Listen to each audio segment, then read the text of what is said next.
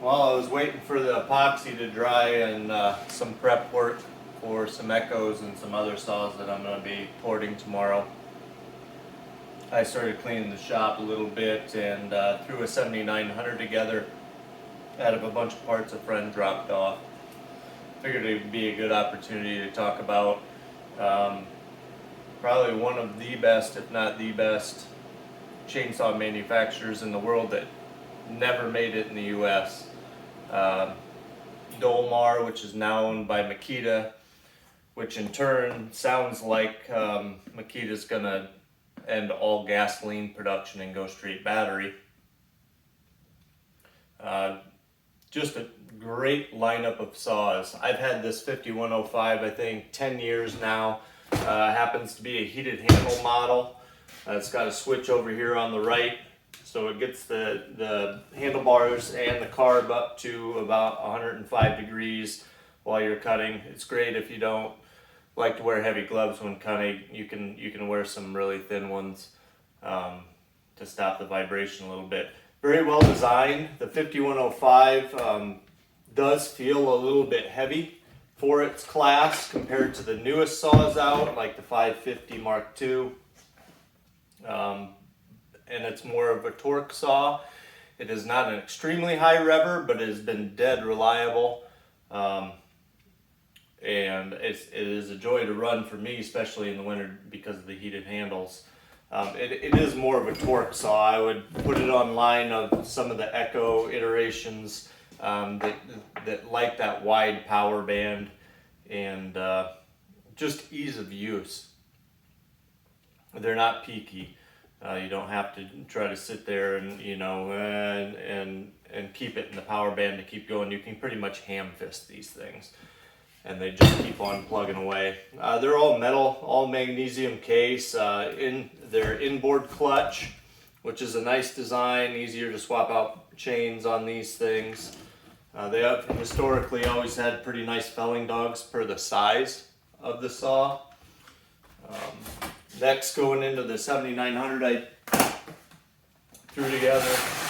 This is 79 cc's in a 70 cc chassis. Quite powerful. The people in the know or that have followed chainsaws fanatically, this is one of the best 70 cc saws ever built. Unfortunately, like I said, their dealer market was never great in the United States. They never marketed them very well. It just never took off for them. I think it did a little bit better for when Makita tried to get them in, some of them into box stores, but they never had the Pro line anyway. This one happens to have this old school one, so happens to have the orange top and the small filter on it.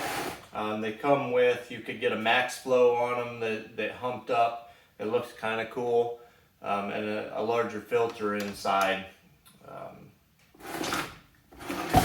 This one will pull a 28 very nice and is still just as fast, if not faster, than all the new expensive models coming out from Steel and Husqvarna. Later iterations started to get messed with EPA. They kept changing the ignitions on them. They went to a cat muffler, which was quite heavy and added weight to them. They started out at 13.6 pounds for basically an 80 cc saw. Was just amazing. The cap mufflers are quite heavy. They have baffling in here and a cap material to cool them down. They lost a little bit of high end and horsepower at that point. They changed the cylinders a couple times going into the 7910s. I never really kept up with all the running changes all the way through the 7910 and the Makita, just because you don't see many of them, and if they're not around for me to repair or enough interest in porting them, I don't go out and buy them for myself just to investigate and lose the cash. So that puts it solid half pound, 3/4 pound below a 572, a full pound below the 7310. They do have a fairly slim body, good ergonomics. Felling dogs are just amazing. amazing. I mean, that's a real set of felling dogs. And then going back to the years that they tried to get into logging,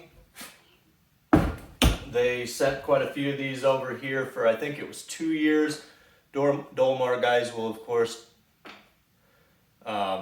correct me if I'm wrong, but I think it was 2 years, maybe 3, that they had this 118cc version, the Sax Dolmar 166. This is an earlier one, but not the earliest, as it does have a decomp, which is absolutely necessary, and I'm not a decomp guy. Like I said, no chain brake on this one. Nice large felling dogs. Need to find an outside one for this to make it look correct. I think it looks funny without that. This one is a little bit newer, so it has the updated filter. And nice closed port cylinders across their entire product line. And we've got a huge 4-shoe clutch on this guy.